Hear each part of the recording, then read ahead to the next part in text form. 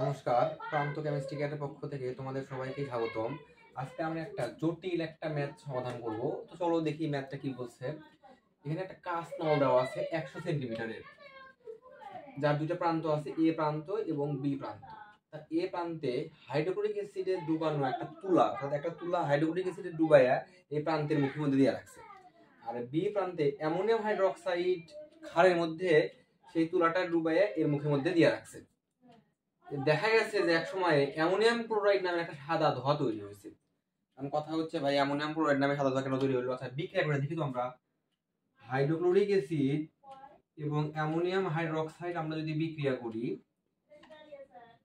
Acid এবং ক্ষার বিক্রিয়া করে লবণ ও পানি উৎপন্ন করে। তাহলে লবণ হবে হচ্ছে অ্যামোনিয়াম ক্লোরাইড লবণ, অ্যামোনিয়াম ক্লোরাইড লবণ প্লাস পানি H2O।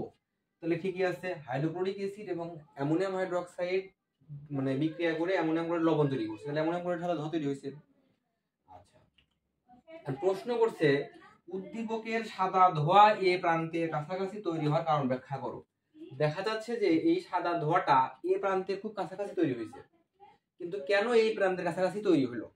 তো আমরা আজকে এই কোশ্চেনের সমাধানটাই বের করব। তো এই কোশ্চেনের সমাধান বের করার জন্য আমাদের ব্যাপন প্রক্রিয়া সম্পর্কে একটু অবগত হতে হবে।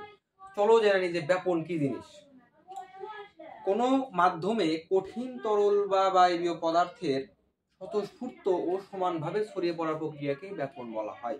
একটা উদাহরণ দিয়ে বুঝতে পারবা। ধরো যে একটা তোমরা যদি একটা সেন্ট পারফিউমের বোতল যদি খুলে ঘরের কোনো একটা কোনায় রেখে দাও, দেখবা যে কিছুক্ষণ পর ওই পারফিউমের গন্ধটা পুরা ঘর কাভার করে ফেলছে। এটা ঘটে হচ্ছে ব্যাপন প্রক্রিয়ার ফলে। অর্থাৎ কোনো মাধ্যমে কঠিন তরল বা বায়বীয় পদার্থের স্বতঃস্ফূর্ত ও সমানভাবে ছড়িয়ে পড়ার প্রক্রিয়াকে ব্যাপন বলা হয়। এবং আরেকটা জিনিস মনে রাখবা, সেটা হচ্ছে, আমি এটা মুছে দিচ্ছি তারপরে লিখতেছি জিনিসটা। সেটা হচ্ছে যে ব্যাপনের হার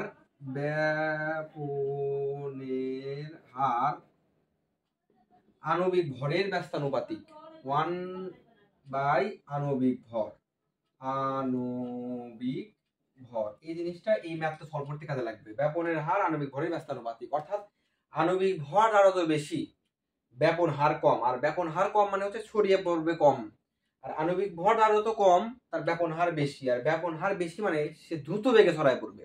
তাহলে চলো আমরা এখন হাইড্রোক্লোরিক অ্যাসিড ও অ্যামোনিয়াম হাইড্রোক্সাইডের আণবিক ভরটা বের করি, তাহলে আমরা জিনিসটা বুঝতে পারবো। তো হাইড্রোক্লোরিক অ্যাসিডের আণবিক ভর কত হবে? হাইড্রোক্লোরিক অ্যাসিড, হাইড্রোজেনের হচ্ছে 1 এবং ক্লোরিনের হচ্ছে 35.5, টোটাল আসতেছে 36.5। এখন আমরা দেখবো অ্যামোনিয়াম হাইড্রোক্সাইডের আণবিক ভর।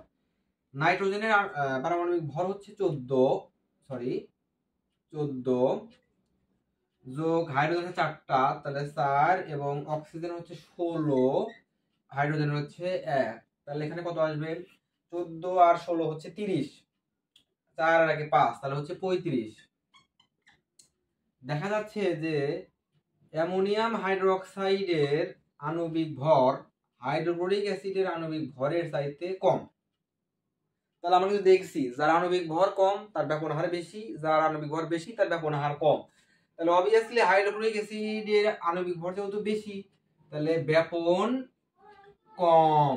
আর অ্যামোনিয়াম হাইড্রোক্সাইডের যেহেতু আণবিক ভর কম, তাই ব্যাপন বেশি।